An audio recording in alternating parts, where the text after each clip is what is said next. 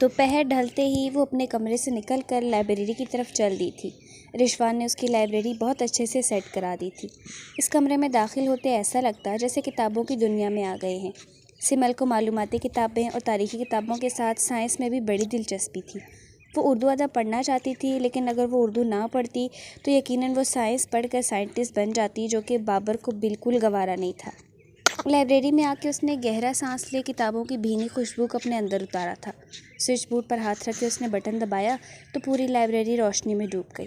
اس نے سامنے شیلف پر نظریں ڈالی تو ڈھیر سارے ناولز قطار بنائے شیلف پر رکھے ہوئے تھے۔ وہ ناولز کو بعد میں پڑھنے کا ارادہ کر کے دوسرے شیلف کی طرف چل دی تھی، جہاں سائنسی معلومات اور دیگر کتابیں رکھی تھیں۔ Alchemist, forty, rules of love, Helen Keller, Frankenstein, lord of the flies, life story of Thomas Edison, Einstein, his life and universe, heart of darkness اور ایسی دیگر مشہور انگریزی کتابیں موجود تھیں۔ مطالعے کے شوقین کے لیے تو رشوان کا IQ لیول واقعی آئنسٹائن جیسا ہے۔ وہ سرگوشی کرتے ہنستی تھی۔ آج کون سی کتاب پڑھوں؟ اس نے سوچتے ہوئے ہیلن کیلر کی ہلکے جلد والی گلابی بک نکالی اور جا کے اپنی مخصوص ٹیبل پر بیٹھ گئی۔ رفت بے نے اس کا پسندیدہ مگ چائے سے بھر کر اسے لا دیا تھا۔ آج اس کا خواب پورا ہو گیا تھا، اس کی لائبریری، پسند کی کتاب اور وہ چائے کا کپ۔ وہ ہیلن کیلر کے بارے میں آج تک مختصر سا ہی پڑھ سکی تھی، لیکن آج وہ تفصیل سے بیٹھی تھی۔ اس نے بک کا پہلا صفحہ کھولا اور پڑھنے لگی۔ ہیلن کیلر آج بھی وہ 20ویں صدی کی عظیم ترین شخصیات میں سے ایک ہے۔ ہیلن کیلر بالکل نابینا تھی، اس کے باوجود اس نے اتنی کتابیں پڑھی ہیں کہ جتنے بہت سی آنکھوں والے بھی نہیں پڑھ سکتے۔ ایک عام شخص جتنی کتابیں پڑھ سکتا ہے، اس نے اس سے 100 گنا کتابیں تو ضرور پڑھی ہوں گی۔ پھر وہ 7 کتابوں کی مصنف بھی ہے۔ وہ بالکل بہری تھی، لیکن ان لوگوں سے زیادہ موسیقی سے لطف اندوز ہوتی تھی جن کے کان اچھے بھلے ہوں۔ اپنی زندگی کے 9 برس وہ قوت گویائی سے محروم رہی۔ اس کے باوجود اس نے یونین کی ہر ریاست میں تقریریں کی تھی۔ ہیلن کیلر پیدا ہوتے وقت بالکل نارمل تھی۔ اپنی زندگی کے پہلے 1.5 برس میں وہ دوسرے بچوں کی طرح دیکھ اور سن سکتی تھی، اور اس نے تھوڑا تھوڑا بولنا بھی شروع کر دیا تھا۔ پھر یکایک وہ ایک مصیبت میں گرفتار ہو گئی۔ ایک بیماری نے اسے اس پوری طرح بچاڑا کہ 19 مہینے کی عمر میں بہری، اندھی اور گونگی بنا دیا۔ وہ کتاب میں جھکی ہیلن کیلر کی زندگی پڑھتی بالکل گم ہو گئی تھی۔ وہ تہذیب کے ساتھ اکیڈمی سے واپسی میں اس پارک آ گئی تھی جہاں اس نے بابی سے ملنا تھا۔ اتنے عرصے بات کرنے کے بعد یہ اس کی بابی سے پہلی ملاقات تھی۔ وہ دونوں پارک میں آ کے بینچ پر بیٹھ گئی تھیں۔ بابی سے براہ راست ملنے کی وجہ سے گڑیا کافی نروس دکھائی دے رہی تھی۔ چند منٹوں بعد انہیں بابی اپنی جانب آتا دکھائی دیا۔ وہ ریڈ کلر کی ٹی شرٹ پہنا ہوا، دھوپ کی تپش کے باعث اس کا چہرہ سرخ ہو رہا تھا۔ تم دونوں بیٹھو، میں کچھ کھانے کے لیے لے کر آتی ہوں۔ تہذیب اپنی جگہ سے اٹھ کر فوڈ کورٹ کی طرف بڑھ گئی تھی۔ بابی مسکراتا ہوا گڑیا سے تھوڑے فاصلے پر بیٹھا تو گڑیا خود میں سمٹ گئی۔ گڑیا کا شرمیلا پن دیکھ وہ سر جھٹک کر مسکرا دیا تھا۔ میڈم سائنٹسٹ، کیسی ہیں آپ؟ اس نے خود بات کی ابتدا کی تھی۔ میں ٹھیک ہوں، آپ کیسے ہیں؟ وہ بغیر اس کی طرف دیکھے جھجک کر پوچھ رہی تھی۔ میں ٹھیک، بس تھوڑا سر میں درد ہے۔ وہ آنکھیں دباتا بولا تو گڑیا نے آنکھیں وا کیے اسے دیکھا۔ سر میں درد کیوں؟ وہ اسے بے تکلف ہونے لگی تھی۔ رات میں موبائل یوز کر رہا تھا نا، اس لیے۔ وہ بے نیازی سے بولا تھا۔ بابی، آپ کو میں نے منع کیا ہے نا رات میں فون یوز نہ کیا کریں، اور کریں بھی تو برائٹنیس بالکل لو پر کر دیا کریں۔ آپ کو پتہ ہے رات میں اندھیرا ہوتا ہے، اور جب گپ اندھیرے میں ہماری آنکھوں سے کوئی تیز روشنی ٹکراتی ہے تو ہماری آنکھوں کو نقصان ہوتا ہے۔ موبائل اسکرین کی روشنی ہماری دنیائے روشنی پر اثر کرتی ہے، اس سے آنکھوں پر دکھاؤ اور سر میں درد اٹھتا ہے۔ میڈم سائنسدان اینڈ کتابی کیڑا، اپنے لیکچر کبھی تو بند رکھا کریں۔ بس جب دیکھو ہر چیز کی سائنس سمجھانے لگ جاتی ہو۔ یہاں میں تم سے ملنے آیا ہوں تاکہ چند محبت کی باتیں کر سکوں، نہ کہ تمہاری سائنس تھیوری سننے آیا ہوں۔ وہ برا مناتے بولا تو گڑیا محبت سے اس کے پیارے چہرے کو دیکھنے لگی۔ سامنے بیٹھا شخص اس کا عزیز جان شخص تھا، جسے گڑیا اپنی پوری کائنات مانتی تھی، جس کی محبت نے اسے دنیا سے بیگانہ کر دیا تھا۔ بابی اس سے باتیں کرنے لگا تو وہ بھی پرجوشی سے اس سے بات چیت کرنے لگی۔ وہ ریوالونگ چیئر پر پیچھے بیٹھے ٹیک لگائے کسی گہری سوچ میں گم تھے۔ جس دن سے رشوان نے سمل کے لیے لائبریری بنوائی تھی، اس دن کے بعد سے وہ اپنا زیادہ تر وقت لائبریری میں ہی صرف کرتی۔ اس کے علاوہ جب اپنے کمرے یا گھر کے کسی بھی حصے میں موجود ہوتی تو اس کے ہاتھ میں کوئی سائنسی کتاب یا کوئی تاریخی کتاب لازمی ہوتی تھی۔ وہ سمل کو کندھے تک بال رکھنے پر ہر بار ٹوکتے تھے، مگر وہ کندھے سے نیچے آتے بالوں کو پسند نہیں کرتی تھی۔ اس کے سادہ سے قمیص شلوار اور تھان جیسے دوپٹے کو دیکھ بابر اسے اکثر ٹوکتے کہ وہ بھی دوسری لڑکیوں کی طرح ماڈرن رہا کرے، لیکن وہ ان کی بات سنی انسنی کر دیتی۔ وہ مشرقی لڑکیوں کی طرح کوکنگ کرنے کی شوقین تھی۔ اسے مشرقی لڑکیوں کی طرح بڑے بڑے خواب دیکھنے پسند تھے۔ رشوان آفس آ کے ان کے روم میں داخل ہوا تو ان کو گم سم دیکھ ٹھٹک گیا۔ اتنے عرصے کے تعلقات کے بعد آج پہلی بار اس نے اس زندہ دل انسان کو غمگین دیکھا تھا۔ دائیں ہاتھ کو اپنے بالوں میں پھیرتا، وہ بکھرے بالوں کو ترتیب دیتا بابر ملک کے سامنے والی کرسی گھسیٹ کر بیٹھ گیا تھا۔ رشوان کے یوں اچانک سے سامنے آنے پر وہ چونک گئے تھے۔ السلام علیکم۔ وہ تفصیلی نظر سے ان کے چہرے کا جائزہ لیتے نرمی سے بولا تو بابر نے مسکرا کر سر کو جنبش دے کر سرگوشی کے انداز میں سلام کا جواب دیا۔ کیسے ہیں انکل؟ 2 منٹ بعد ان کو خاموش دیکھ کر وہ خود ہی پوچھ بیٹھا تھا۔ کیسے ہیں انکل؟ ان کو دیکھ کر خاموش وہ 2 منٹ بعد خوشی پوچھ بیٹھا تھا۔ میں ٹھیک الحمدللہ، وہ خوش دلی سے گویا ہوئے۔ سمل کیسی ہے؟ وہ جیسے اچانک ہی پوچھ بیٹھا تھا۔ اس کی بات سن ایک پل کے لیے بابر نے حیرانی سے رشوان کو دیکھا اور چیئر کی پشت سے ٹیک لگائے ایک سرد آہ بھر گئے۔ سمل ٹھیک ہے لیکن میں بہت پریشان ہوں اس کی طرف سے۔ ان کے چہرے پر پریشانی واضح نمایاں تھی۔ کیوں، خیریت؟ اس بار رشوان کے ماتھے پر بھی تفکرات بھرے بل ابھرے تھے۔ رشوان، میں جانتا ہوں میری بیٹی بہت معصوم ہے، میں اس کو دنیا کا شاطر پن بھی سمجھاتا ہوں تو وہ نہیں سمجھتی۔ اس کی عادات طور طریقوں سے مجھے ڈر لگنے لگ گیا ہے۔ وہ اپنی ماں پر نہیں گئی بلکہ وہ بالکل زینب جیسی ہے، یہاں تک کہ چہرے کے نقوش بھی اس نے اپنی ماں کے بجائے اس جیسے پائے ہیں۔ وہ زینب کی طرح بولتی ہے، اس کی طرح ہنستی ہے، اس کی طرح روتی ہے، اس کی طرح بات بات پر لمبے چوڑے لیکچر دیتی ہے، اور سب سے بڑی بات، اس کی طرح سمل کو بھی سائنس میں بہت دلچسپی ہے۔ میری بیٹی اس پر چلی تو گئی لیکن میں نہیں چاہتا میری بیٹی کا نصیب بھی اس پر جائے۔ کبھی کبھی میرے سمجھ میں نہیں آتا اس میں قدرت کیا ہے۔ وہ آنکھوں کے بھیگتے کنارے چھپانے کے لیے رشوان سے آنکھیں موند گئے تھے، لیکن دوسری طرف رشوان شوق کی کیفیت میں ہنوز ان کو دیکھے جا رہا تھا۔ سامنے بیٹھے شخص کو اس کی پھپھو آج بھی یاد تھی، یہ بات اس کے لیے خاصی حیران کن تھی۔ یہ بات تو اس نے بھی نوٹ کی تھی کہ سمل بالکل اس کی پھپھو جیسی تھی، لیکن بابر اس بارے میں اتنے فکر مند نکلیں گے یہ اس نے بالکل نہیں سوچا تھا۔ انکل، کون ہے یہ زینب؟ اس نے گلا کھنکارتے ہوئے تفتیش سے پوچھا تھا۔ رشوان کی سوالیہ نظریں خود پر دیکھ وہ ایک پل کے لیے ہڑبڑا گئے تھے۔ یہ انہوں نے کیا کیا تھا؟ غم کے نشے میں رشوان کے آگے اپنا 20 سال پہلے کا راز کھول دیا تھا۔ وہ نہیں چاہتے تھے رشوان کی نظر میں وہ غلط بنے اور رشوان ان سے اپنے بزنس کے تعلقات بھی ختم کر دے، اس لیے سیدھے ہو کے بیٹھ گئے تھے۔ کوئی نہیں بیٹا، بس تھی ایک مکار لڑکی جو چہرے سے معصوم دکھ کر محبت کا ڈھونگ رچاتی تھی۔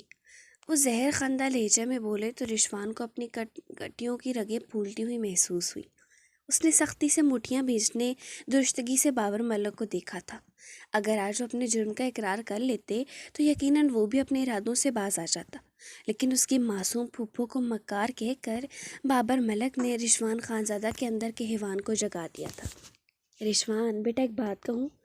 اس کو کوئی جواب نہ پا کر وہ نرمی سے استفسار کرنے لگے۔ ان کی بات سن رشوان نے محض سر ہلانے پر اکتفا کیا تھا۔ بیٹا، تم سے میرے تعلقات تو بزنس کے ذریعے بنے تھے، لیکن تم میرے لیے بالکل میرے بیٹے جیسے ہو۔ جتنا بھروسہ میں تم پر کرتا ہوں اتنا میں کسی پر نہیں کرتا۔ تمہارا میرے گھر آنا جانا بھی ہے اور سمل سے بھی کافی دوستی ہے۔ وہ بولتے ہوئے درمیان میں رک گئے تھے۔ آپ کیا بولنا چاہتے ہیں، بولیں؟ وہ گہری نظروں سے انہیں دیکھتا پوچھنے لگا۔ رشوان، میں چاہتا ہوں تم میری بیٹی کو اپنا لو، تم قابل اعتماد انسان ہو۔ میں نہیں چاہتا میری بیٹی کسی غلط ہاتھوں میں چلی جائے، ویسے بھی میری زندگی کا کوئی بھروسہ نہیں ہے اور میرے بعد میری بیٹی کا اس دنیا میں کوئی نہیں ہے۔ بابر ملک کی آنکھوں میں اپنی بیٹی کے لیے ڈھیر ساری فکر اور خوف دکھائی دے رہا تھا۔ انکل، آپ بالکل فٹ فاٹ ہیں اور آپ کی ابھی عمر ہی کیا ہے، ابھی آپ کو کچھ نہیں ہو رہا، اور آپ ایسا کیسے کہہ سکتے ہیں اور میں ایسا کیسے کر سکتا ہوں؟ سمل کوئی بچی تو نہیں ہے کہ جو اس کو بولو وہ مان جائے۔ وہ بے نیازی سے کہتے کندھے اچکا گیا تھا۔ مجھے پتا ہے وہ بچی نہیں، لیکن وہ تمہیں پسند کرتی ہے۔ میں نے اپنی بیٹی کی آنکھوں میں تمہارے لیے پسند دیکھی ہے بیٹا۔ ان کے لہجے میں ڈھیر ساری التجا سما گئی تھی جسے رشوان نے حقارت بھری نظروں سے دیکھا تھا۔ اوکے، میں سمل کو قبول کرنے کے لیے تیار ہوں۔ وہ ایک گہری مسکراہٹ ہونٹوں پر سجائے بولا تو اس کی ہلکی سی بیئرڈ میں گہرا گڈھا ابھر کر معلوم ہوا تھا۔ سمل کی آنکھوں میں اپنے لیے محبت وہ خود بھی بھانپ گیا تھا، اسی لیے فوری راضی ہو گیا۔ تھینک یو سو مچ مائی سن، اس خوشی میں پھر آج تم ہمارے گھر ڈنر کرو گے؟ بابر ملک نے پرجوشی سے کہا تو وہ مبہم سا مسکرا کے سر ہلا گیا۔ وہ ہاف وائٹ کلر کا سادہ سا قمیص شلوار پہنے لان میں ٹہل لگا رہی تھی۔ اس کے کندھے پر پڑا سفید شیفون کا دوپٹہ اس کے ہاتھ سے ڈھلک کر گھاس کو چھو رہا تھا، مگر وہ ہر چیز سے بے نیاز اس وقت اپنے ہاتھ میں موجود اشفاق احمد کی کتاب ایک محبت سو افسانے پڑھنے میں مگن تھی۔ بڑی بڑی بادامی آنکھیں پوری توجہ سے کتاب کے صفحوں پر مرکوز تھیں، جبکہ ہونٹوں پر معصوم سی مسکراہٹ تھی۔ وہ زیادہ میک اپ نہیں کرتی تھی، صرف میک اپ کے نام پر ہونٹوں پر لپسٹک یا پلکوں پر مسکارا لگانا اسے بہت پسند تھا۔ کل ہی وہ سیلون سے اپنا ہیئر کٹ کروا کے آئی تھی اور اب اس کے بال کندھے پر خوبصورتی سے بڑے کھلکھلا رہے تھے۔ لان میں ٹہلتے اسے گھر کے باہر گاڑی کے رکنے کی آواز سنائی دی تو وہ تجسس سے دروازے کی جانب رکھنے لگی اور اس کی توقع کے عین مطابق اندر آنے والا شخص رشوان ہی تھا۔ وہ وائٹ شرٹ پر بلیک جیکٹ پہنا سمل کو بہت پیارا لگا تھا، آنکھوں پر سیاہ گلاسز اور ہاتھ میں مہنگی رسٹ واچ۔ بلا شبہ وہ ایک حسین اور وجیح مرد تھا۔ رشوان کو اندر آتا دیکھ سمل نے ہاتھ ہلا کر اسے ہیلو کا اشارہ کیا تھا، جواب میں وہ اسے دیکھ مسکراتا سر ہلا گیا تھا۔ کیسے ہیں آپ؟ رشوان چلتا اس کے قریب آیا تو وہ کتاب بند کر کے سینے پر ہاتھ باندھ چکی تھی۔ Fit and fine. وہ خمار بھری نظروں سے اسے دیکھتا گویا ہوا تھا جب سمل نے درمیان میں اس کی بات کاٹ دی تھی۔ اور ہمیشہ کی طرح کول؟ ستائش سے رشوان کو دیکھ وہ کھلکھلا دی تھی۔ اور آپ بھی ہمیشہ کی طرح بیوٹیفل، خاص طور پر آپ کا یہ ہیئر اسٹائل آپ پر بہت سوٹ کرتا ہے۔ وہ بھی کون سا چپ رہنے والوں میں سے تھا، اسی کے اسٹائل میں اس کی تعریف کرنے لگا۔ بابا بالکل ٹھیک کہتے ہیں مسٹر خانزادہ، آپ سچ میں ایک حاضر دماغ اور لاجواب کرنے والے انسان ہیں۔ اس کی جھیل سی گہری آنکھوں میں دیکھتے سمل کو اپنا آپ ان آنکھوں میں ڈوبتا ہوا محسوس ہوا۔ نہ جانے کیا کشش تھی ان آنکھوں میں جو وہ چاہ کے بھی آنکھوں سے خود کو نہیں بچا پاتی تھی۔ مسٹر ملک تو یہ کہتے ہی ہیں اور شاید وہ ٹھیک کہتے ہیں، لیکن مس سمل، آج تک مجھے نہیں یاد کہ میں نے آپ کو کہیں لاجواب کیا ہو، کیونکہ میری پوری کوشش یہی ہوتی ہے کہ میں آپ کے ساتھ نرمی ہی برتوں۔ رشوان خان زیادہ کبھی لڑکیوں سے مقابلہ نہیں کر سکتا۔ الحمدللہ میرے مالک نے میرے دل میں لڑکی ذات کے لیے بہت عزت ڈالی ہے اور اپنے خدا کی طرف سے دیے گئے اس تحفے پر میں اپنے رب کا بے حد شکر گزار ہوں۔ وہ سنجیدگی سے سمل کا چہرہ دیکھتا گویا ہوا اس کے لہجے میں کڑواہٹ سی گھل گئی تھی۔ اس لمحے وہ سمل کو بہت پرایا لگا تھا۔ لیکن زیادہ تر مرد تو عورت ذات کی عزت کرتے ہیں۔ 100% میں سے کوئی 10% ہوں گے جو عورت کو اپنے پیر کی جوتی سمجھتے ہیں۔ اب میرے بابا کو ہی دیکھ لے، میں نے ہمیشہ انہیں عورتوں کی عزت کرتے دیکھا ہے۔ کہنے کو میری موم کی ڈیتھ کافی سالوں پہلے ہو گئی تھی، لیکن پھر میرے بابا نے خود کو انہی تک محدود رکھا۔ وہ کندھے اچکاتی سادگی سے بول رہی تھی۔ نہیں مس سمل، 100 میں سے 10% عورت کو پیر کی جوتی سمجھتے ہیں، لیکن باقی کے 40% عورت سے دکھاوے کا پیار اور انہیں جھوٹی محبت سے مار دیتے ہیں۔ وہ عورت ذات کو کھلونا سمجھتے ہیں اور جب انہیں کھلونا مل جاتا ہے تو اسے توڑ دیتے ہیں، بالکل ایسے ہی جیسے کوئی چھوٹا بچہ کھلونوں کو بے دردی سے توڑ دیتا ہے۔ رشوان کے لہجے میں موجود سنجیدگی اور اس کا سپاٹ چہرہ دیکھ سمل نے مزید بحث کرنا مناسب نہیں سمجھا تھا۔ وہ کچھ سوچتی سر ہلا کے رہ گئی تھی۔ مسٹر ملک ہیں اندر؟ وہ دوبارہ گویا ہوا تو وہی اجنبی لہجہ دیکھ سمل نے سرس سے گردن اچکا کے اس کی آنکھوں میں دیکھا تھا۔ آپ تو انکل کہتے ہیں نا، پھر مسٹر ملک کیوں کہہ رہے ہیں؟ وہ ششوپن میں مبتلا پوچھنے لگی۔ Oh I'm sorry, my mistake. دراصل آج آفس میں کام زیادہ تھا تو دماغ بہت تھکا ہوا ہے۔ وہ بے ساختہ ہی خود کو نارمل دکھاتا پھر سے خوش اخلاقی سے بات کرنے لگا تو سمل تعجب سے اسے دیکھ مسکرا دی۔ آئیے بابا اندر ہیں۔ وہ اسے اشارہ کرتی اندر کی طرف لپکی تھی۔ اس کے پیچھے رشوان بھی لمبے لمبے ڈگ برتا اندر کی جانب چل پڑا تھا۔ رات کا کھانا کھانے کے بعد رشوان بابر کے ساتھ ڈرائنگ روم میں آ بیٹھا تھا۔ کھانے کے بعد سمل نے کافی بنائی اور ڈرائنگ روم میں لے آئی۔ گرما گرم بھاپ اڑاتی کافی ٹھنڈے موسم میں بڑا لطف دے رہی تھی۔ وہ تینوں کافی سے لطف اندوز ہوتے ادھر ادھر کی گپ شپ کر رہے تھے۔ رشوان، تم سمل کو باہر لے جاؤ بیٹا، اچھا ہے، سمل کا دل بھی بہل جائے گا اور تم موسم بھی انجوائے کر لو گے۔ بابا نے بیٹھے بیٹھے مشورہ دیا تو سمل حونک بنی رشوان کا چہرہ دیکھنے لگی جہاں اطمینان پھیلا ہوا تھا۔ انکل آپ ٹھیک کہہ رہے ہیں، سمل جاؤ تم ریڈی ہو کے آ جاؤ، تھوڑی آؤٹنگ ہو جائے گی، ویسے بھی مجھے یہاں کراچی میں اکیلا رہنا پڑتا ہے، اس لیے بہت بور ہو جاتا ہوں، اب آپ لوگ یہاں میری فیملی ہے۔ اور معنی خیزی سے بولا تو سمر اس بات میں سر ہلاتی تیار ہونے چلی گئی۔ تقریباً آدھے گھنٹے بعد وہ تیار ہو کے رشوان کے سامنے کھڑی تھی۔ وہ دونوں ساتھ باہر نکلے تو بابا نے ان کی خوبصورت جوڑی کو دیکھ دل میں ہی کئی دعائیں دے دی۔ گاڑی کے پاس آ کے رشوان نے محبت سے مسکراتے ہوئے سمل کے لیے فرنٹ ڈور کھولا تو سمل مسکراہٹ دباتی اندر جا بیٹھی۔ سمل کے بیٹھنے کے بعد فرنٹ ڈور لاک کر کے رشوان بھی ڈرائیونگ سیٹ سنبھال چکا تھا۔ میڈم، آپ کیا تیار ہوئی ہیں؟ جیسے اوپر گئی تھی ویسے ہی واپس آ گئیں؟ وہ اس کو پرانے حلیے میں دیکھ تجسس سے پوچھ رہا تھا۔ میں نے اپنے بالوں میں کنگھا کیا ہے اور ہونٹوں پر گلوز لگائی ہے۔ رشوان کی بات سن وہ منہ بسورے بتانے لگی۔ سمل، تم بہت چینج ہو یار، مطلب جیسی تم ہو آج کل ایسی لڑکیاں نہیں ہوتی۔ جس کلاس سے تم تعلق رکھتی ہو وہاں کی لڑکیاں کافی بولڈ اور ماڈرن ہوتی ہیں، ان میں بہت ادائیں ہوتی ہیں، لیکن تم میں تو ایسا کچھ نہیں ہے۔ وہ ایک تفصیلی نظر سے اسے دیکھتا ڈرائیونگ شروع کر چکا تھا۔ آپ ٹھیک کہہ رہے ہیں، مجھے سب ایسے ہی بولتے ہیں، یہاں تک کہ ڈیڈ، وہ تو کبھی ایسے بیہیو کر جاتے ہیں کہ میں ان کی بیٹی نہیں کوئی دشمن ہوں۔ اکثر وہ مجھ سے بالکل جھنجھلا جاتے ہیں۔ وہ دکھ سے بتانے لگی تھی۔ کیوں جھنجھلاتے ہیں؟ یہ کوئی بری بات تو نہیں ہے، بلکہ اچھی بات ہے، تم دوسری لڑکیوں سے مختلف ہو۔ وہ حیرانگی سے پوچھ رہا تھا۔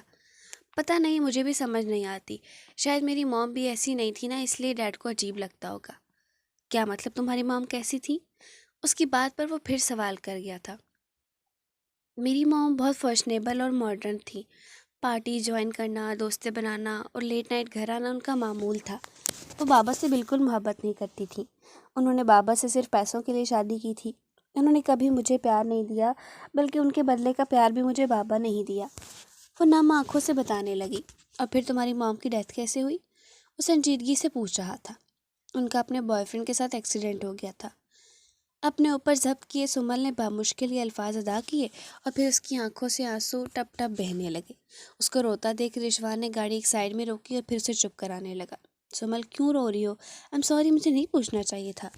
وہ متفکر ہوتا اسے دیکھ رہا تھا۔ نہیں رشوان، آپ کی کوئی غلطی نہیں، بس مجھے ایک دم ہی احساس ہوا تھا۔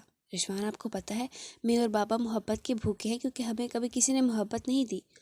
وہ انگلوں کی پوروں سے اپنے آنسو صاف کرتے بولی تو رشوان افسوس سے اسے دیکھنے لگا۔ دنیا واقعی مکافات عمل پر قائم ہے۔ قدرت نے بابر ملک کو بخشا نہیں تھا۔ یہ سب سن کر کہیں نہ کہیں اس کے دل میں ٹھنڈک تو پڑی تھی، لیکن اسے اپنے دل کی پرواہ نہیں تھی۔ اسے تو اس معصوم دل کا انتقام لینا تھا جس کا بابر نے بڑی بے دردی سے قتل کیا تھا، اور آج بھی وہ اپنے جرم کا اعتراف کرنے کے بجائے اس لڑکی کو ہی غلط بول رہا تھا۔ سمل دیکھو، انسان جو بھی ہوتا ہے دو چیزوں کی وجہ سے ہوتا ہے، یہ تو وہ اس کے اعمالوں کی سزا ہوتی ہے، یا پھر وہ اللہ کی طرف سے اس کے لیے آزمائش ہوتی ہے۔ تم ایک بہت پیاری اور معصوم سی لڑکی ہو، اور روتے ہوئے تو بالکل اچھی نہیں لگ رہی، اس لیے بالکل چپ ہو جاؤ کہ میں ہوں نا تمہارے ساتھ، تمہیں بہت سارا پیار دوں گا، ہمیشہ خوش رکھوں گا۔ وہ بے ساختگی میں دل کی بات زبان پر لا کے خود ہی ہڑبڑا گیا تھا۔ اس کی بات سن سمل نے پھٹی پھٹی آنکھوں سے اسے دیکھا تھا۔ دل جیسے سینے میں پھڑ پھڑانے لگا تھا۔ رشوان اس سے نظریں چرا کے ونڈو سے باہر دیکھنے لگا تھا، جب کوئی لڑکا ڈھیر سارے گجرے، کنگن اور پھول اٹھائے اس جانب آیا تھا۔ صاحب لے لو، بھابھی پر بہت اچھے لگیں گے۔ لڑکے کی بات سن سمل جھینپ گئی تھی، جبکہ رشوان اس کی بات سن دھیرے سے مسکرانے لگا۔ ٹھیک ہے، دے دو، وہ گھمبھیگی سے کہتے اس کے ہاتھ میں 1000 کا نوٹ پکڑاتا اسے کنگن لینے لگا تھا۔ صاحب پھول اتنے مہنگے نہیں ہیں، اور یہ بہت زیادہ پیسے ہیں، آج بالکل بھی کمائی نہیں ہوئی، اس لیے کھلا بھی نہیں ہے۔ وہ لڑکا کافی تیز رفتار سے بول رہا تھا، کہیں رشوان اسے کنگن واپس ہی نہ کر دے۔ ارے کوئی بات نہیں، تم رکھ لو یہ پیسے، ایک کام کرو یہ بھی لے لو۔ وہ والیٹ کھول کر 2000 روپے نکال کر اسے دینے لگا۔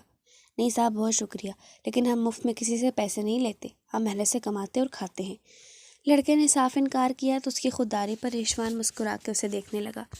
میرا کوئی چھوٹا بھائی نہیں ہے، اس لیے تمہیں اپنا چھوٹا بھائی سمجھ کے دے رہا ہوں، تم بھی مجھے اپنا بڑا بھائی سمجھو اور رکھ لو۔ باہر کھڑے لڑکے کے بالوں میں ہاتھ مارتا وہ خلوص سے بولا تو لڑکے نے اس کے ہاتھ سے نوٹ لے لیے۔ شکریہ بھائی۔ وہ ہاتھ کے اشارے سے سلام کر کے آگے بڑھ گیا تھا۔ اس کے جانے کے بعد رشوان نے ڈیش بورڈ پر رکھے کنگن اٹھا کے اپنا رخ سمل کی جانب کیا، جو بری طرح نروس ہوتی گود میں رکھے اپنے ہاتھوں کو بری طرح مسل رہی تھی۔ مس سمل، کیا مجھے اجازت دیتی ہیں کہ میں آپ کا فیوچر ہسبینڈ اور لائف پارٹنر ہونے کے ناطے یہ کنگن آپ کے خوبصورت ہاتھوں میں پہنا کے ان کی خوبصورتی دگنی کر دوں؟ وہ خمار آلودہ لہجے میں بولا تو سمل کا دل اچھل کر حلق میں آ گیا۔ وہ حیرت و استعجاب سے آنکھیں پھیلائے رشوان کو دیکھ رہی تھی۔ اس طرح مت دیکھو مسٹر ملک، مجھے آلریڈی اپنا داماد مان چکے ہیں اور یہ بھی بتا چکے ہیں کہ ان کی بیٹی کو میں بہت پسند ہوں۔ اس کو ساکت بیٹھا دیکھ رشوان خود ہی آگے بڑھ کر اس کی گود میں سے اس کا ہاتھ اٹھا کے ان میں کنگن پہنانے لگا۔ ایسا کچھ نہیں ہے، بابا نے آپ سے جھوٹ کہا ہے۔ رشوان کے منہ سے اتنی بڑی بات سن وہ تل ملائی تھی۔ اس نے آج تک خود رشوان کو پتہ نہیں چلنے دیا تھا کہ اسے پسند کرتی ہے، تو پھر اس کے بابا کو کیسے پتہ چل گیا؟ اور انہوں نے کتنی چالاکی سے رشوان کے ساتھ مل کر سارا معاملہ طے کر لیا۔ مس سمل، آج سے آپ امانت ہے رشوان خانزادہ کی، اور خیال رکھیے گا رشوان کی امانت میں خیانت اور محبت میں بالکل شرکت نہ کریں، ورنہ رشوان خانزادہ آپ کو ہرگز نہیں بخشے گا۔ اس کے ہاتھوں میں کنگن پہنانے کے بعد وہ اپنے ہاتھ میں اس کا ہاتھ لیے سخت لہجے میں بولا تو سمل نے اسبات میں سر ہلا کے شرما کے گردن جھکا لی۔ اس کا یوں شرمانا رشوان خانزادہ کے لبوں پر بڑی پیاری مسکراہٹ لے آیا تھا، مکروز کے بگڑے ہوئے حالات کی مانند، مجبور کے ہونٹوں پہ سوالات کی مانند۔ دل کا تیری چاہت میں عجب حال ہوا ہے، سیلاب سے برباد مکانات کی مکانت۔ میں ان میں بھٹکے ہوئے جگنوں کی طرح ہوں، اس شخص کی آنکھیں ہیں کسی رات کی مانند۔ دل روز سے جاتا ہوں میں دلہن کی طرح سے، غم روز چلے آتے ہیں بارات کی مانند۔ اب یہ بھی نہیں یاد کہ کیا نام تھا اس کا جس شخص کو مانگا تھا مناجات کی مانند۔ کس درجہ مقدس ہے تیرے قرب کی خواہش، معصوم سے بچے کے خیالات کی مانند۔ اس شخص سے ملنا محسن میرا ممکن ہی نہیں ہے، میں پیاس کا صحرا ہوں وہ برسات کی مانند۔ وہ ہمیشہ کی طرح گھٹنوں میں سر ڈالے ہوش و حواس سے بیگانی بیٹھی تھی۔ آج اس کی یاد آنے پر بی جان ہمت کر کے اوپر اس کے کمرے میں آ گئی تھی۔ زینب میری بچی، بی جان لرزتی ہوئی آواز میں سے پکارتی اس کے پاس جا بیٹھی تھی۔ ماں، ان کی آواز سن وہ دیوانوں کی طرح اٹھتی ان سے لپٹ کر رونے لگی۔ میری بچی، کیا حال بنا لیا تو نے اپنا، بھلا دے اس انسان کو، نکال دے اپنے دل و دماغ سے۔ ڈاکٹر نے کہا ہے نا تو پھر سے ٹھیک ہو سکتی ہے، لیکن اگر تو چاہے تو۔ بی جان اسے اپنے سینے سے لگاتی لرزتی ہوئی آواز میں سمجھا رہی تھی۔ نہیں ماں، میں نہیں بھول پاتی اس کو، وہ میرے دل سے نکلتا ہی نہیں، وہ میرے خوابوں میں آتا ہے، میں جب آنکھیں بند کرتی ہوں مجھے وہ نظر آتا ہے۔ ماں، وہ مجھ سے محبت کرتا ہے، دیکھنا اب وہ ضرور واپس آئے گا، رشوان نے کہا ہے نا وہ واپس آئے گا۔ وہ ان کے سینے میں سر چھپائے پھوٹ پھوٹ کے رونے لگی۔ برسوں سے وہ انتظار کی اذیت میں جل رہی تھی، لیکن اس نے آج بھی اپنی امید ختم نہیں کی تھی کہ وہ نہیں آئے گا، اور شاید اسی امید پر تو وہ زندہ تھی۔ کسی بچھڑے سے خواب میں ملاقات اذیت کی وہ حد ہے جس کا کوئی مقابل نہیں، اور وہ تو انہی اذیتوں کے سہارے جی رہی تھی۔ وہ نہیں آئے گا بیٹا، وہ اپنی زندگی میں خوش ہوگا، تو چھوڑ دے اس کا انتظار کرنا، واپس لوٹا اپنی زندگی کی طرف۔ بی جان نے اپنی جھریوں زدہ ہاتھوں کا پیالہ بنا کے اس کا چہرہ تھام لیا تھا۔ میں اس کا انتظار کروں گی، پوری زندگی انتظار کروں گی۔ آپ نے محبت نہیں کی نا، اس لیے آپ کو احساس نہیں ہے۔ اگر اب کسی نے مجھے اس کا انتظار کرنا، واپس لوٹا اپنی زندگی کی طرف، اگر اب مجھے کسی نے اس کو بھول جانے کا بولا تو میں اس کو جان سے مار دوں گی۔ چلی جائیں آپ یہاں سے، اس سے پہلے کہ میں اپنے آپ کو نقصان پہنچاؤں۔ بی جان کی بات پر وہ کرنٹ کھاتی ان سے فاصلے پر ہوتی دیوانوں کی طرح چیخ رہی تھی۔ اس سے پہلے وہ ہتھے سے اکھڑتی بی جان اسے تعصب سے دیکھ کر واپس چلی گئی۔ یا اللہ! وہ ایک درد بھری آہ بھر کے گھٹنوں میں سر ڈالے سسک سسک کر رونے لگی۔ اس درد بھری آہ میں اتنی تکلیف تھی جو بابر ملک کی زندگی کی بنیادیں ہلانے کے لیے کافی تھی۔ گڑیا اور تہذیب کے پیپر شروع ہو گئے تھے۔ فزکس کا پیپر دے کر وہ دونوں تھکی ہاری گھر آئیں تو دیکھا خالہ کے ساتھ صحن میں ایک درمیانی عمر کی پڑھی لکھی خاتون بیٹھی تھی۔ وہ دونوں سلام کر کے وہیں تخت پر بیٹھی آرام کرنے لگی۔ یہ کون ہے ذکیہ؟ ان خاتون نے گڑیا کی جانب اشارہ کیے پوچھا تھا۔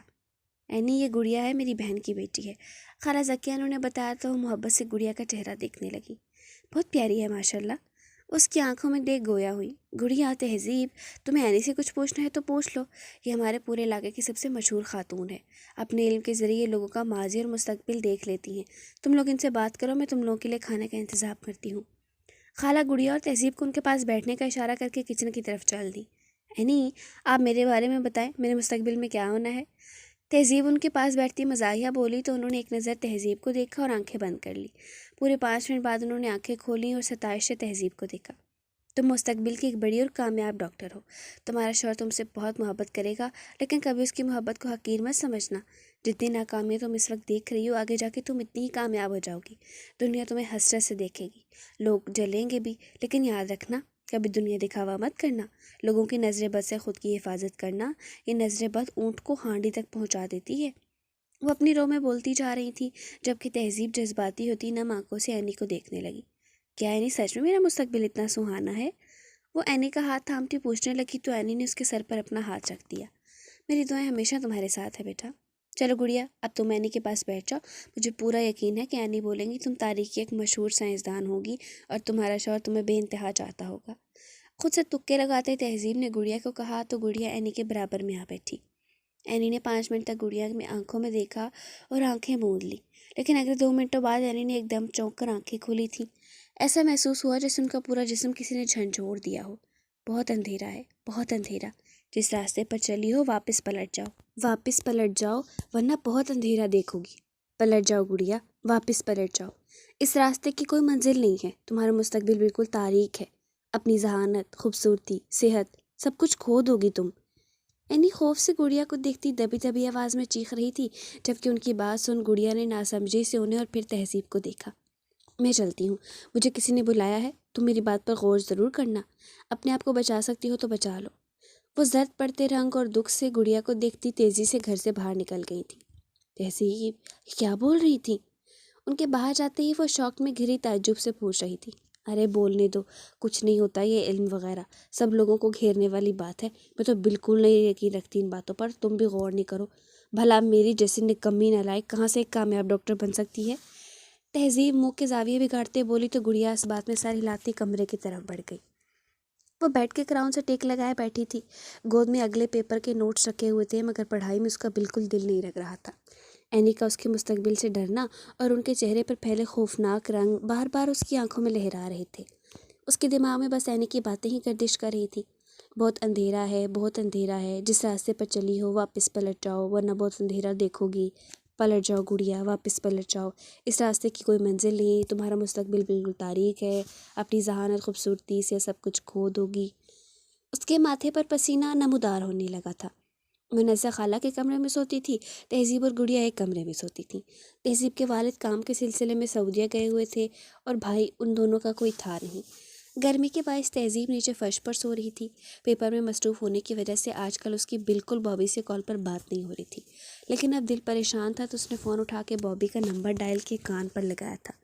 اگلی طرف سے نمبر مصروف پر جا رہا تھا۔ گڑیا نے تعجب سے فون کی اسکرین کو دیکھا تھا، 2 بج رہے تھے اور بابی اس وقت کس سے بات کر رہا تھا؟ تقریباً 5 منٹ بعد اس نے پھر سے بابی کے نمبر پر کال ملائی تھی۔ اس بار کال ریسیو کر لی گئی تھی، لیکن اگلی طرف سے بابی کی نیند میں ڈوبی آواز سنائی دی۔ تم سوئی نہیں ابھی تک؟ وہ حیرت سے پوچھ رہا تھا۔ نہیں، میں کچھ پریشان ہوں بابی۔ وہ مضطرب ہوتی اسے اینی کی ساری بات بتانے لگی، لیکن اگلی طرف سے ابھرتی کہکے کی آواز سن وہ ٹھٹک گئی تھی۔ کیا یار گڑیا، تم تو بڑی سائنس کی باتیں کرتی ہو اور ذہین بنتی ہو، اب خود ہی سوچو سائنس میں کہیں کچھ ایسا ہے جس سے فیوچر کے بارے میں پتہ چل جائے۔ وہ تو مخصر اڑاتا کہہ رہا تھا، اس کی ہنسی میں چھپا ڈر شاید گڑیا نہیں سمجھ پائی تھی۔ سائنس کی بات اپنی جگہ ہے بابی، لیکن اللہ نے کچھ نیک بندے ایسے ہیں جن پر اللہ کا کرم ہوتا ہے اور ان کو علم مل جاتا ہے۔ وہ اس کی تصحیح کرنے لگی۔ ایسا کچھ نہیں ہے میری جان، اتنا بھی کوئی نیک نہیں ہوتا ہے، اس لیے اب خود بھی سو جاؤ اور مجھے بھی سونے دو، بہت نیند آ رہی ہے، صبح جاب پر بھی جانا ہے، اور اندھیرے کی فکر نہیں کرو، میں ہوں نا تمہاری زندگی روشن کرنے کے لیے۔ وہ بیزاریت سے بولا تو اس کی بات پر یقین کرتی گڑیا سر ہلا گئی۔ بھابھی آپ کا نمبر بزی جا رہا تھا، کس سے بات کر رہے تھے؟ خیال آنے پر وہ ایک دم ہی پوچھ بیٹھی۔ اس کے سوال پر اگلی طرف مکمل خاموشی ہو گئی تھی۔ ہلو؟ اسے لگا کال ڈسکنیکٹ ہو گئی، اسی لیے پوچھنے لگی۔ ہاں یار، وہ امی ابھی خالہ سے بات کر رہی تھی۔ وہ جھٹ سے بول پڑا تھا۔ اچھا چلیں ٹھیک ہے، آپ سو جائیں، کل بات ہوتی، کیونکہ کل میرا پیپر نہیں، گیپ ہے، وہ محبت زدہ لہجے میں کہہ رہی تھی۔ اوکے، اللہ حافظ، مقابل نے مختصر سا کہہ کر کال کاٹ دی تھی، جو اس محبت میں پاگل لڑکی کو بالکل برا نہیں لگا تھا۔ بابی سے بات کرنے کے بعد وہ نوٹ سائڈ ٹیبل پر رکھتی پرسکون ہو کے سو گئی سی، اس بات سے بے خبر کہ آنے والا وقت اس کے لیے کتنا خوفناک ہونے والا ہے۔ وہ اپنے گھر کے باہر دوستوں میں بیٹھا سگریٹ کی کش بھر رہا تھا۔ آنکھوں میں حد درجے کی شفافیت تھی، جبکہ چہرے کے تاثرات بھی سنجیدہ تھی۔ کیا ہوا بابی، آج تو کچھ زیادہ ہی اسموکنگ نہیں کر رہا؟ کہاں ہے وہ تیری گرل فرینڈ جس نے تجھے سگریٹ نہ پینے کے لیے قسم دی ہوئی تھی؟ اس کا ایک دوست اس کی حالت سے محفوظ ہوتا استہزائیہ بولا تھا۔ ابے بھاڑ میں ڈال اس کو، 2 سال سے چپکی ہوئی ہے، بیزار آ گیا ہوں اس سے، ہر وقت محبت کے گیت گاتی رہتی ہے، لیکن میں تنگ آ گیا ہوں اس سے، وہ زہر خان لہجے میں بولا تو سب لڑکے اس کی طرف حیرت سے دیکھنے لگے۔ یار بھائی، وہ سیدھی سادی لڑکی ہے اور تیرے ساتھ بہت سیریس ہے، اگر تو نے اسے چھوڑا اور اس نے خودکشی کر لی تو پھنس جائے گا۔ یہ اس کا دوسرا دوست تھا جو نرم دل رکھتا تھا۔ سیریس ہے، لیکن اب میں مزید اس کے ساتھ نہیں رہ سکتا۔ میں نے سوچا تھا دوسری لڑکیوں کی طرح ہوگی جو ملنے آئے گی اور میں اسے استعمال کر لوں گا، لیکن یہ تو بہت زیادہ پارسا ہے۔ 2 سال میں اسے مجھ پر اتنا بھروسہ نہیں ہوا کہ جو کہیں اکیلے ملنے آئے، اگر کبھی آتی بھی ہے تو اپنی کزن کو ساتھ لے آتی ہے۔ یار کوئی آئیڈیا دو جو میں اسے جان چھڑوا لوں۔ وہ سگریٹ ہونٹوں پر لگائے پھر سے دھواں اڑانے لگا تھا، تو اس کو صاف انکار نہیں کرنا، کوئی بہانہ بنا جیسے کہ بول تیری منگنی کریں تیرے گھر والے یا پھر شادی کریں۔ ایک لڑکے نے آئیڈیا دیا تھا جو اسے بہت مفید لگا۔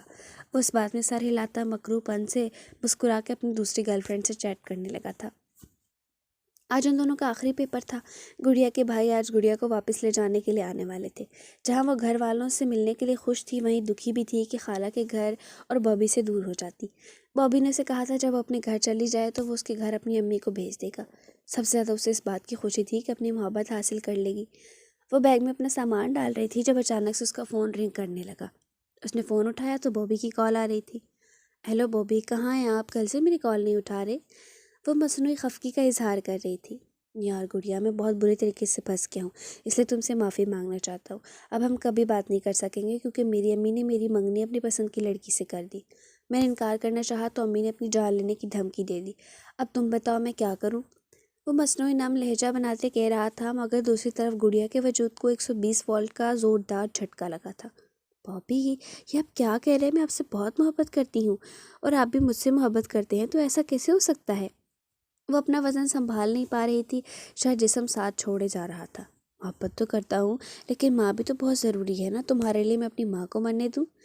وہ تیش میں آتا دہاڑا تو گڑیا کی آنکھوں سے آنسو گرنے لگے۔ بابی، میں مر جاؤں گی آپ کے بغیر۔ سینے میں گھٹن ہونے کی وجہ سے اسے سانس لینے میں دقت ہو رہی تھی۔ دیکھو گڑیا، بچوں والی بات نہیں کرو، ابھی چلو تم اپنے گھر جاؤ، میں اپنی امی کو منانے کی کوشش کروں گا، اگر وہ مان گئی تو تمہارے گھر لے آؤں گا، ورنہ مجھے بھول جانا تم۔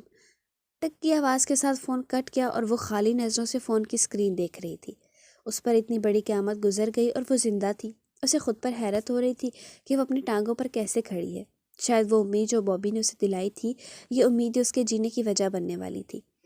اس نے فون بیڈ پر پھینکا اور فرش پر ڈہ گئی۔ یا اللہ، مجھ سے میری محبت نہ چھیننا۔ یا اللہ، میرا دل پھٹ جائے گا میرے مالک، اسے میرا کر دے یا مجھے اٹھا لے۔ وہ چہرہ ہاتھوں میں چھپائے سرگوشی کرتی نہ جانے کتنے گھنٹے ایسے ہی روتی رہی تھی۔ گڑیا، گڑیا، دیکھو اصفی بھائی آ گئے۔ تہذیب اپنی رو میں بولتی کمرے میں داخل ہوئی تو سامنے کا منظر دیکھ آنکھیں پھٹی کی پھٹی رہ گئی۔ گڑیا فرش پر بے ہوش پڑی تھی اور اس کی کلائی سے خون بہتا فرش سرخ کر گیا تھا۔ گڑیا سے تھوڑے فاصلے پر ہی تیز دھار والی چھری پڑی تھی۔ امی، بھائی، گڑیا کو کیا ہو گیا؟ وہ صدمے کی تاب نہ لاتی ہوئی حلق کے بل چلائی تھی۔ اس کی بات سن سب بھاگے بھاگے آئے تو گڑیا کی یہ حالت دیکھ ہڑبڑا گئے۔ گڑیا، اصفی کی حالت تو ایسی ہو گئی تھی کہ کاٹو تو بدن میں لہو نہیں۔ وہ چیختے ہوئے گڑیا کے پاس گئے اور اسے اٹھانے لگے۔ گڑیا نے اپنی کلائی کاٹ لی تھی جس کی وجہ سے رگ بھی کٹ گئی تھی، لیکن قدرت کی کرنی تھی، تہذیب جلدی کمرے میں آ گئی اور گڑیا کی سانسیں ابھی تک چل رہی تھیں۔ خالہ نے ایمبولینس کو فون کر دیا تھا۔ تھوڑی دیر بعد ہی گڑیا کو ایمبولینس میں ڈال کے ہسپتال لے جایا جا رہا تھا۔ گڑیا کے تمام گھر والوں پر بھی یہ قیامت بن کر خبر ٹوٹی تھی۔ ان کے تو ذہن و گمان میں بھی نہیں تھا کہ ان کی پھول سی ننھی گڑیا کے ساتھ کچھ ایسا ہو جائے گا کہ وہ خود کی جان لینے پر مجبور ہو جائے گی۔ گڑیا کے فوری ایمرجنسی وارڈ میں داخل کر دیا گیا تھا۔ سب کے لبوں پر اس کی زندگی کے لیے دعائیں تھیں، لیکن قسمت کو شاید کچھ اور ہی منظور تھا۔ گڑیا کچھ سالوں تک اپنی محبت سے دستبردار ہو کر کوما میں چلی گئی تھی۔ سنگ دل کتنے تیرے شہر کے منظر نکلے، جن کی مہمان تھی شب غم وہی بے گھر نکلے۔ ایسی آنکھوں سے بہتر تھا کہ اندھے ہوتے ہم جسے آئینہ سمجھے وہی پتھر نکلے۔ دن برے ہوں تو گہر پر بھی ہو کنکر کا گما، بن پڑے بات تو صحرا بھی سمندر نکلے۔ آبگینوں کو جو توڑا تو وہ ٹھہرے مٹی، سنگیزوں کو جو پرکھا تو وہ مرمر نکلے۔ جن کو نفرت سے ہوا راہ میں چھوڑ آئی تھی، آسمان پر وہی ذرے میں اختر نکلے۔ شہر والوں نے جنہیں دار کا مجرم سمجھا، وہ گنہگار محبت کے پیمبر نکلے۔ خوف سے موت کی ہچکی بھی اٹک جاتی ہے، اس خاموشی میں کہاں کوئی سخنور نکلے۔ میری ہر سانس تھی میزان عدالت محسم، جتنے مؤشر تھے میرے جسم کے اندر نکلے۔ سید محسن نقوی۔ کھڑکی سے آتی سورج کی روشنی چھلک کر اس کے چہرے پر پڑی تو وہ کسمسا کے کروٹیں بدلنے لگی۔ گزشتہ رات وہ سکون سے سو نہیں سکی تھی، اور بھلا سوتی بھی کیسے؟ رشوان کا خوبصورت چہرہ بار بار آنکھوں میں لہرا جاتا۔ کل رات اسے اتنی بڑی خوشی مل گئی تھی کہ وہ اس کا تصور بھی نہیں کر سکتی تھی۔ اس نے جسے چاہا تھا وہ اس کو مل گیا تھا۔ وہ پہلی نظر کی محبت پر یقین نہیں رکھتی تھی، لیکن جب رشوان نے جنگل میں اس کا ہاتھ پکڑا تھا، شاید تب اپنا دل بھی اس کے ہاتھ میں رکھ چکی تھی۔ اس کے بعد وہ اسے ایک مسافر سمجھ کر بھول گئی، لیکن جب رشوان کو اس نے اپنے گھر میں دیکھا تب دل میں ایک انجانی سی خوشی محسوس ہوئی تھی۔ وقت نے بڑی تیزی سے اس کو رشوان خانزادہ سونپ دیا تھا اور اپنا من پسند شخص پا کے اس نے خود کو اس دنیا کے خوش نصیب ترین شخص تسلیم کر لیا تھا۔ کچھ وقت ایسے ہی بستر پر لوٹ پوٹ ہونے کے بعد وہ سستی سے اٹھ بیٹھی تھی۔ اپنے کھلے ہوئے بالوں کا اس نے میسی جوڑا باندھا اور پیروں میں سافٹیز ڈالے واش روم کی طرف بڑھ گئی۔ اگلے پل وہ فریش ہو کے اپنے کمرے سے نکل کر نیچے ہال کمرے میں آ کے صوفے پر بیٹھ گئی تھی۔ رفت بھی ناشتہ لا دیں، اس نے بلند آواز میں حکم جاری کیا اور صوفے کی پشت سے ٹیک لگا کے کل کا خوبصورت دن سوچنے لگی۔ رشوان نے اسے اپنے ہاتھوں سے کنگن پہنائے تھے اور پھر اسے آئس کریم کھلانے لے کر گیا اور اس کے بعد ڈھیر ساری شاپنگ کرائی۔ سمل بی بی، آپ کے لیے پارسل آیا تھا۔ گلاس ڈور کھول کر اندر آتے گارڈ نے ہاتھ میں پکڑا پارسل اسے دکھائے اشارہ کیا تو وہ حیرت سے آنکھیں پھیلاتی اٹھ کر باہر کی طرف بڑھ گئی۔ کس نے بھیجا ہے؟ اس نے درمیانے سائز کی خاکی باکس کو ٹٹول کر دیکھا تھا۔ پتہ نہیں، باہر دروازے پر رکھا تھا، گارڈ نے ادب سے کہا تو وہ منہ کے مختلف زاویے بنا کے باکس کو دیکھنے لگی۔ ٹھیک ہے، تم جاؤ، میں دیکھتی ہوں۔ وہ گارڈ کو حکم دیتی پھر سے صوفے پر آ بیٹھی تھی۔ یار، کہیں کسی نے اس میں کوئی بم تو نہیں رکھا ہوا کہ اگر میں کھولوں تو پھٹ جائے۔ ناول پڑھ پڑھ کر اس کا دماغ بھی الگ ہی کہانیاں گڑھنے لگا تھا۔ توبہ، میں بھی کیا سوچتی ہوں۔ اپنی سوچ پر اس نے خود کو ہی جھڑک دیا تھا۔ بڑے غور سے باکس کو دیکھ وہ دماغ سے باکس کے کناروں پر لگا ٹیپ ہٹا کے باکس کھولنے لگی تھی، لیکن اگلے ہی پل اس کی آنکھیں ستائش سے چندی آ گئی تھی۔ باکس کے اندر ایک گلابی رنگ کے کور کا خوبصورت سا باکس رکھا ہوا تھا جس پر ہارٹ شیپ کارڈ جگمگا رہا تھا۔ اس نے کارڈ پر انگلی رکھی تو کارڈ نے کسی مور کی طرح اپنے پر پھیلا لیے۔ ان پروں پر بڑے اور خوبصورت حرفوں میں to my darling from Rishwan Khanzada لکھا تھا۔ یہ دیکھتے اسے اپنا آپ بہت خاص محسوس ہوا، یعنی صرف اکیلی وہ ہی نہیں بلکہ رشوان بھی اس سے بہت محبت کرتا تھا۔ اس نے کارڈ سے نظریں ہٹائے وہ گلابی باکس کھولا تو لبوں پر تبسم پھیل گیا۔ باکس کے اندر کا حصہ بھی گلابی تھا جس میں سرخ رنگ گلاب اور ڈھیر ساری چاکلیٹس رکھی تھیں۔ وہ ستائشی نظروں سے چاکلیٹس کے ڈھیر کو دیکھتی گلاب کا پھول اٹھا کر اس کی خوشبو اپنے اندر اتارنے لگی۔ واقعی ڈیڈ ٹھیک کہتے ہیں، رشوان کا ہر سٹائل لاجواب ہے۔ کوئی اور ہوتا تو سامنے سے دے جاتا، لیکن وہ رشوان ہے، میرا رشوان خانزادہ، جس کی ہر ادا نرالی ہے۔ وہ گلاب کا پھول اپنے گالوں پر ٹچ کرتی خود سے سرگوشی کرنے لگی تھی۔ اتنے خوبصورت تحفے پر اور اس سے بھی زیادہ تحفہ دینے کے الگ انداز پر وہ خوشی سے پھولے نہیں سما رہی تھی۔ بھلا اسے کب کسی نے اتنی محبت کی تھی؟ رشوان کو فون کر کے تھینکس کہہ دیتی ہوں، وہ دل میں سوچتی فون اٹھانے لگی جب رشوان کی کال آنے لگی۔ ماشاء اللہ، دراز عمر ہے، نام لو اور حاضر ہو جاتے ہیں۔ کال اٹھاتے اس نے شوق سے کہا تو مقابل ہلکا سا مسکرا دیا۔ گفٹ کیسا لگا؟ وہ گھمبیرگی سے پوچھ رہا تھا۔ بہت اچھا، لیکن اس کی ضرورت نہیں تھی رشوان، کل ہی تو آپ نے مجھے اتنی شاپنگ کرائی تھی۔ وہ مصنوعی خفگی دکھانے لگی۔ یہ تو کچھ نہیں ہے میری جان، اب تو آپ کو صبح، دوپہر، شام، رات ایک مخصوص وقت پر ریگولر پھول ملیں گے تاکہ آپ کے پھول سے چہرے اور پتیوں سے لبوں پر ہر وقت ایسی مسکراہٹ رہے جیسے ابھی موجود ہے۔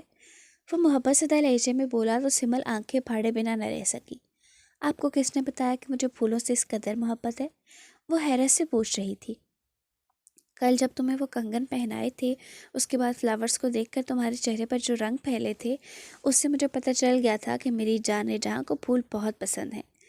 وہ خمار آلودہ بھاری لہجے میں بولا تو سمل نے شرما کے آنکھیں جھکا لی۔ لمبی گھنیری پلکوں کی باڑ نے اس کی آنکھوں پر سایہ کر دیا تھا۔ میں نے خدا سے یہی دعا کی تھی کہ مجھے ایسا ہم سفر دینا جو بارش میں بھی میرے آنسو پہچان لے، اور الحمدللہ میرے اللہ پاک نے مجھے آپ دیے۔ وہ رشوان کے لیے حد سے زیادہ ہی پوزیسو ہو گئی تھی۔ اچھا ڈارلنگ، لنچ ٹائم میں کال کروں گا، ابھی آفس جا رہا ہوں، اپنا بہت خیال رکھنا، ٹھیک ہے؟ وہ اپنا کوٹ پہنتے بس آفس کے لیے نکلنے لگا تھا۔ اوکے، اللہ حافظ، آپ بھی اپنا خیال رکھیے گا۔ رشوان، میری عام سی زندگی میں بہت خاص ہیں آپ، اس نے میٹھی سی آواز سے کہتے فون کاٹ دیا تھا، مگر اس کی خوبصورت آواز سن وہ جیسے مبہوت سا ہو کے موبائل فون کی اسکرین کو دیکھنے لگا۔ یہ لڑکی دن بدن اس کے دل پر حاوی ہو رہی تھی۔ وہ اس سے بدسلوکی کرنا بھی چاہے تو بدلے میں اس سے مزید محبت کرنے لگ جاتا۔ ایک پل کے لیے اسے لگا تھا وہ آج ہار گیا۔ وہ ہر چیز میں پرفیکٹ انسان اتنا سخت اور پتھر دل نہیں ہو سکا تھا کہ بابر ملک کے منہ پر اس کی بیٹی کی محبت مار سکے۔ پچھلے 20 سالوں سے وہ جس جنگ کی تیاریاں کرتا آ رہا تھا، آج وہ جنگ چھڑنے سے پہلے اسے شکست نصیب ہو گئی تھی، کیونکہ وہ اپنے دشمن کی بیٹی سے محبت کر بیٹھا تھا۔ ہاں، سمل بابر پورے استحقاق سے رشوان خانزادہ کے دل کی سلطنت پر قبضہ کر چکی تھی۔ اب دیکھنا یہ تھا کہ اس جنگ میں فتح کس کی ہونی تھی، محبت کی یا ضد کی۔ رشوان سے بات کرنے کے بعد اس نے اپنی گود میں ساری چاکلیٹس اٹھا کے ٹیبل پر پھیلائیں اور بچوں کی طرح ان کا جائزہ لینے لگی۔ گزشتہ رات وہ لیٹ گھر آئی تو بابر سو چکے تھے اور وہ صبح جلدی آفس چلے گئے تھے، جس کی وجہ سے سمل کی بابر سے ملاقات نہیں ہو سکی تھی۔ آفس سے جلدی آف کر کے بابر گھر میں داخل ہوئے تو سامنے سمل کو ڈھیر ساری چاکلیٹس لیے بیٹھا دیکھا۔ سمل، یہ کہاں سے آئیں؟ وہ لمبے لمبے ڈگ بڑھتے چلتے اس کے قریب آئے تو ان کی آواز سن وہ فرد جذبات میں ڈوبتی سرا سے ان کے اٹھ کر گلے سے جا لگی۔ تھینک یو بابا۔ کس لیے بیٹا؟ وہ اس کے بالوں پر لب رکھتے پوچھنے لگے۔ ان کے ذہن و گمان میں بھی نہیں تھا کہ رشوان سمل کو اتنی جلدی پرپوز کر دے گا۔ میری پہلی محبت کو میری آخری محبت بنانے کے لیے۔ اس نے چمکتی آنکھوں سے اپنے بابا کی آنکھوں میں دیکھا تو ایک دم ہی بابر کو اپنا کلیجہ کٹتا محسوس ہوا۔ یہ لفظ تو انہوں نے 20 سال پہلے بھی کسی کے منہ سے سنے تھے، مگر یہ کیسے ممکن تھا کہ سمل ہو بہو وہی الفاظ دہرا رہی تھی۔ ماضی ان کی آنکھوں کے آگے کسی فلم کی طرح چل پڑا تھا، جہاں ان کے سامنے وہ لڑکی بیٹھی ہوئی تھی۔ میں صرف تم سے شادی کروں گا، تمہارے علاوہ کسی کی اتنی اوقات نہیں ہے کہ بابر ملک کی دلہن بنے۔ وہ محبت سے بولے تو سامنے بیٹھی لڑکی نے آنکھیں واؤز کی انہیں دیکھا۔ Thank you. وہ کس لیے؟ وہ حیرت سے اس کے چہرے پر نظریں گڑائے استفسار کرنے لگے۔ میری پہلی محبت کو میری آخری محبت بنانے کے لیے۔ اس نے اپنی چمکدار آنکھوں سے ان کی آنکھوں میں دیکھا تھا۔ بابا کہاں کھو گئے؟ سمل کی آواز پر وہ ماضی سے باہر نکل آئے تھے۔ سمل استفہامیہ نظروں سے ان کا چہرہ دیکھ رہی تھی۔ کچھ نہیں بیٹے، وہ نم لہجے میں صرف اتنا ہی کہہ سکے تھے۔ قدرت ان سے کیا امتحان لے رہی تھی وہ سمجھنے سے قاصر تھے۔ میری بیٹی رشوان سے اتنی محبت کرتی ہو؟ وہ دونوں اب صوفے پر بیٹھ گئے تھے۔ سچ بتاؤں بابا، میں رشوان سے بہت محبت کرتی تھی، لیکن کل جب رشوان نے اپنی محبت کا اظہار کیا اور یقین دلایا تو میرے دل میں رشوان کے لیے محبت اور عزت بہت زیادہ بڑھ گئی، اور اگر خدا نخواستہ رشوان مجھ سے دور ہوا تو میں مر جاؤں گی بابا۔ وہ معصومیت سے بولنے لگی تو بابا نے ہونٹوں پر شہادت کی انگلی رکھ اسے خاموش کرا دیا۔ چپ ہو جاؤ سمل، ایسا کبھی نہیں ہو سکتا۔ تمہارا بابا بھی زندہ ہے اور وہ تمہارے لیے سب کچھ کر سکتا ہے، یہاں تک کہ تمہاری خوشیوں کے لیے اپنی جان بھی دے سکتا ہے۔ بابا نے پختہ لہجے میں بولا تو سمل خوش ہوتی ان کے سینے سے لگ گئی۔ آپ اس دنیا کے سب سے اچھے بابا ہیں۔ بابا، رشوان نے میرے لیے اتنی ساری چاکلیٹس بھیجی ہیں، اور ان چاکلیٹس کی قیمت میرے لیے بہت زیادہ ہے، جو میں کبھی خود نہیں خرید سکتی تھی۔ وہ چاکلیٹ اٹھا کے اسے کھولنے لگی تھی۔ رشوان ایک بہت اچھا اور بہترین انسان ہے سمل۔ اس 1 سالہ تعلقات میں مجھے اتنا تو بھروسہ ہو گیا ہے رشوان پر کہ وہ تمہیں ہمیشہ خوش رکھے گا۔ بابر بھی اپنی بیٹی کی طرف سے بالکل مطمئن ہو گئے تھے۔ چلیں بابا، اس خوشی کے موقع پر منہ میٹھا کر لیجئے۔ سمل نے چاکلیٹ کا ٹکڑا ان کے منہ میں ڈالا تو دونوں باپ بیٹی کے کہکے گھر میں گونجنے لگے۔ اندھیرے کمرے میں کسی کی دھیمی سسکیوں کی آواز گونج رہی تھی۔ اسے جب سے پتہ چلا تھا گڑیا کوما میں چلی گئی، وہ کمرے کے کونے میں بیٹھی زاروں قطار رو رہی تھی۔ وہ گڑیا کی دوست، ہمدرد بہن سب کچھ تھی، تو پھر گڑیا نے اسے کچھ کیوں نہیں بتایا؟ روتے روتے اسے ایک دم سے بابی کا خیال آیا تو اس نے گڑیا کا فون اٹھا کر بابی کا چیٹ کھولا تھا، مگر بابی کی میسج دیکھی وہ سر تپا ہل گئی تھی۔ گڑیا، مجھے معاف کر دینا، میری امی نہیں مان رہی ہیں، اب ہماری کبھی بات نہیں ہوگی۔ یہ ایک میسج کرنے کے بعد بابی نے اسے بلاک کر دیا تھا۔ گڑیا نے بابی کی وجہ سے خودکشی کرنے کی کوشش کی تھی۔ وہ دکھ سے زمین پر ڈھلک گئی تھی۔ بابی اس قسم کا انسان نکلے گا اس نے سوچا تک نہیں تھا۔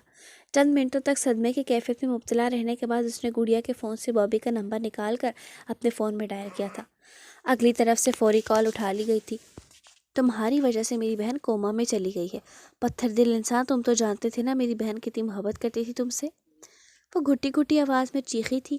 اس کی بات سن ایک پل کے لیے مقابل سناٹے میں چلا گیا تھا۔ میری وجہ سے نہیں گئی، اور نہ میں نے اس کے ساتھ قسمیں کھائی تھیں زندگی بھر ساتھ رہنے کی۔ اب میری امی نہیں مان رہی تو اس میں میرا کیا قصور؟ آئندہ کے بعد تم یا تمہاری بہن مجھے کال مت کرنا، ورنہ مجھ سے برا کوئی نہیں ہوگا۔ وہ شفقت کی حدیں پار کرتا فون کاٹ گیا تھا۔ یا اللہ، یہ میں نے کیا کر دیا؟ میں نے تو بابی کو اچھا انسان سمجھ کر اس سے گڑیا کی بات کروائی تھی۔ یا اللہ، میں نے خود اپنی بہن کو اپنے ہاتھوں سے موت کے منہ میں دھکیل دیا تھا۔ میں کیا منہ دکھاؤں گی اس کے گھر والوں کو؟ وہ منہ پر ہاتھ رکھ کر اپنی چیخوں کو گلا گھونٹتی سسک سسک کر رو دی تھی۔ اگلے دن گڑیا کی بڑی بھابھی اپنے 7 سالہ بیٹے کے ساتھ زکیہ خالہ کے گھر آئی تھی تاکہ تہذیب سے اس بارے میں کھل کر بات کر سکیں۔ زکیہ خالہ تو خود بہت شرمندہ تھی۔ انہیں خود اندازہ نہیں تھا کہ گڑیا اتنا بڑا قدم اٹھا سکتی ہے۔ سب کا بس ایک ہی سوال تھا کہ گڑیا نے خودکشی کرنے کی کوشش کیوں کی؟ آخر ایسا کیا ہوا تھا اس کے ساتھ جو اسے موت کو گلے لگانا پڑا؟ تہذیب تو گزرے دن سے ایک دم خاموش تھی، آنکھوں میں ایک دم سناٹا اور لبوں پر کفر لگا تھا۔ کوئی بات کرتا بھی تو جواب نہ دیتی۔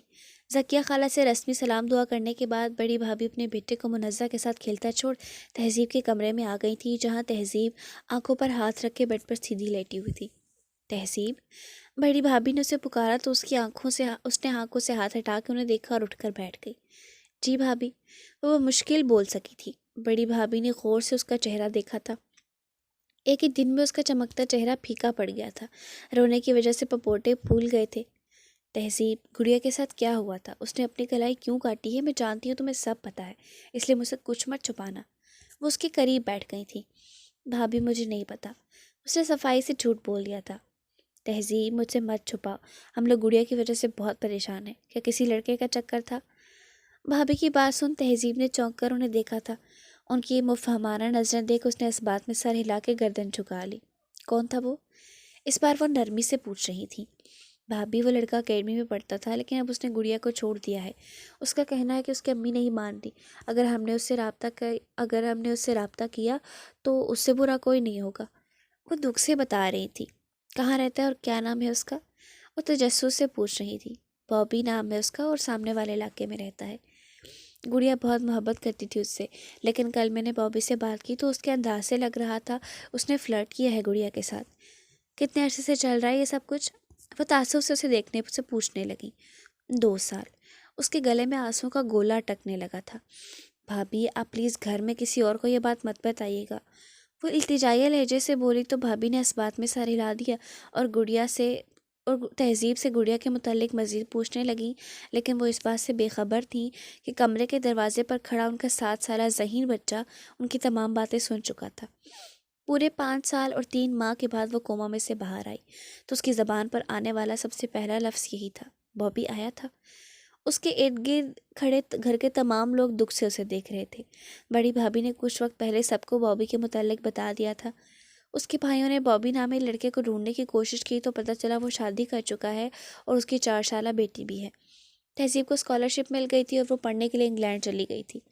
نہیں، وہ شادی کر چکا ہے گڑیا، اس کی بیٹی 4 سال کی ہو گئی ہے۔ اس کی بھابھی سے سمجھانے کے لیے آگے بڑھی تھی جب ان کی یہ جان فنا کرنے والی بات پر وہ بری طرح سے چلانے لگی تھی۔ نہیں، ایسا نہیں ہو سکتا، وہ میرا ہے، وہ کسی اور سے شادی نہیں کر سکتا۔ وہ سائڈ ٹیبل پر سے چیزیں اٹھاتی دیوانوں کی طرح زمین پر مار رہی تھی۔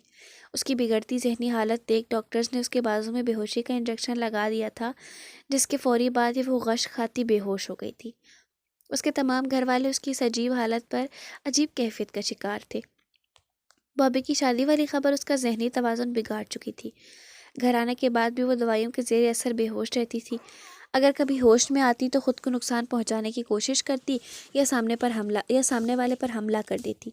اس کی کنڈیشن دیکھ گھر والوں نے اسے الگ کمرے میں بند کر دیا تھا۔ برسوں گزر گئے تھے اس واقعے کو، لیکن وہ آج تک سنبھل نہیں پائی تھی۔ علاج کی وجہ سے وہ پہلے سے تو بہتر ہو گئی، لیکن اب اکثر اس کو دورے پڑنے لگ جاتے۔ وہ سائنسدان بننے کے خواب دیکھنے والی لڑکی اب دیواروں کو خالی نظروں سے گھورتی رہتی تھی۔ اجڑے ہوئے گھر کا میں وہ درہم محسن دیمک کی طرح کھا گئی جسے دستک کی تمنا۔ وہ کچن میں رفعت بی کے ساتھ کام میں ہاتھ بٹا رہی تھی۔ بابر اپنے کسی دوست سے ملنے گئے تھے اور گھر میں خاموشی کا راج تھا۔ ہال کمرے کے وسط میں رکھی میز پر گلاب کے پھولوں کے بکے رکھے ہوئے تھے۔ رشوان کے کہنے کے مطابق پچھلے 1 ماہ سے لگاتار مقررہ وقت پر سمل تک پھول اور چاکلیٹس کے باکس پہنچ رہے تھے۔ رفعت بھی، میں نے برتن دھو دیے ہیں، آپ بس جلدی سے چاولوں کو دم لگا کے کمرے میں چلی جائیں، بہت گرمی ہے آج۔ سمل نے سنک میں ہاتھ منہ دھوتے کہا تو رفعت بھی چولہے کو ہلکا کرتی سلاد تیار کرنے لگی۔ سمل بی بی، آپ بہت اچھی ہیں، آپ کا اخلاق بالکل مالکن والا نہیں ہے۔ آپ نے ہمیشہ ہم ملازموں کے ساتھ انسانوں والا سلوک کیا ہے، ہمیں کبھی جانور نہیں سمجھا، ورنہ آج کل تو لوگ کام پر رکھ کے خود کو خدا سمجھ بیٹھتے ہیں۔ رفعت بھی نم لہجے میں کہہ رہی تھی۔ ارے رفعت بھی، آپ ہمارے گھر کے ملازم تھوڑی ہیں، آپ تو کتنے عرصے سے ہمارے گھر پر ہیں اور بالکل ہمارے گھر کے افراد جیسی ہیں۔ رفعت بھی، آج کے بعد آپ نے خود کو ملازم کہا تو میں آپ سے ناراض ہو جاؤں گی۔ اور جہاں تک رہی بات انسانیت کی، تو ہم انسانوں کے بس میں ایک اچھا اخلاق اور دل ہی تو ہے۔ اخلاق ہی سب کچھ ہوتا ہے رفعت بھی، اگر اخلاق نہیں ہے تو تمام خوبیاں بیکار۔